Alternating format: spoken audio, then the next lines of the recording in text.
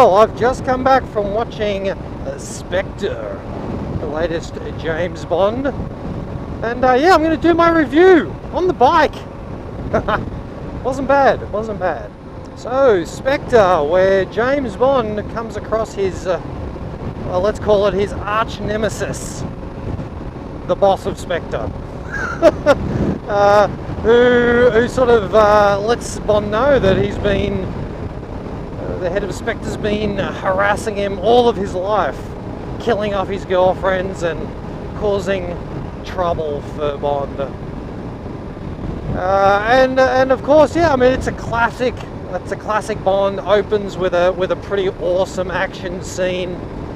Few action scenes throughout the middle. He gets caught, he gets tortured, he escapes, and he gets his revenge, and he gets the girl.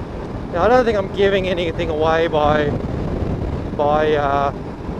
saying that plot, because it's the same plot as every James Bond back to the, when they started. Yeah, but in true Bond formula, it was really good. It was entertaining. It was good action, and what comments have I got? Well, as with all respectable nerds, don't worry about that. Just try passionately to ignore the physics, because Bond physics, I don't know, a little bit airy-fairy, okay, but it makes for good action. So there's an initial scene, an early scene in the movie, and he ends up in a helicopter, which is all set up really pretty well, and he ends up in the helicopter, and it ends up flying loop-the-loop and barrel rolls and completely out of control. Now these are not controlled loops and barrel rolls. This is because Bond and the pilot are having a fight, right? So the control stick in the helicopter is being completely let go, which anyone that's ever flown a helicopter will know that you can't let go of the controls for more than a few seconds and you are in an unrecoverable crash. I don't know, maybe there's some modern electronics in modern helicopters, I'm not sure. Hey, I can legally do this now in Victoria. Oh yeah. And let me just take it back one step. There's the opening credits. You know how at the start of every James Bond film there's this musical masterpiece? Well, this one's no exception. There's a musical masterpiece, but it seems heavily inspired by Japanese hentai tentacle something or other. If you're into that sort of stuff, mate, you should see this movie just for the opening credits. I promise you, you'll like it.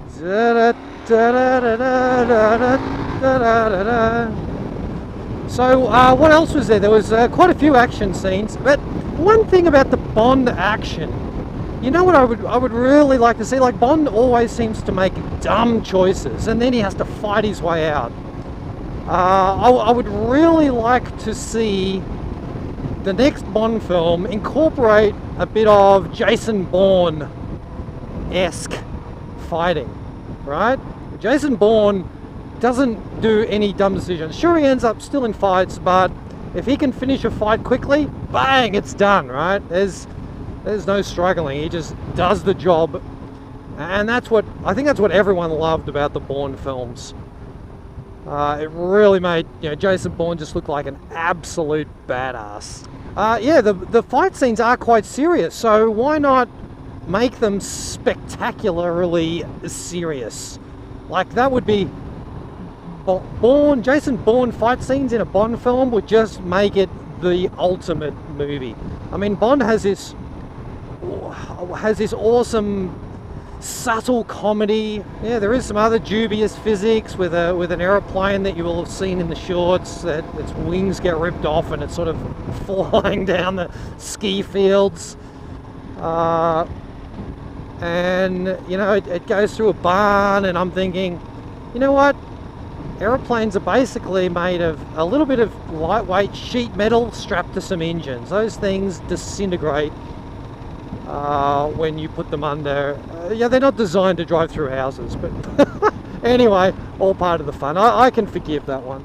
And then of course there's always a car chase. The poor old Aston Martin in this car. They're just putting Aston Martins full of gadgets in these movies, the latest ones, they don't do enough. I mean, this one lasted frickin' 5 minutes and it's dead. I mean, come on, keep it for a couple of rounds at least, you know. I know you can't ship an Aston Martin around the world, but you know, I would have liked to see the Aston Martin do a bit more. So don't be too disappointed when you see it end its day. So in conclusion, what do I give James Bond Spectre 2015? I give it a pretty bloody entertaining. That's my rating. Pretty bloody entertaining. Yeah, I really enjoyed it. I'd say go see it if you like Bond films, especially the later, more recent ones. Then you'll definitely like this one. Cheers.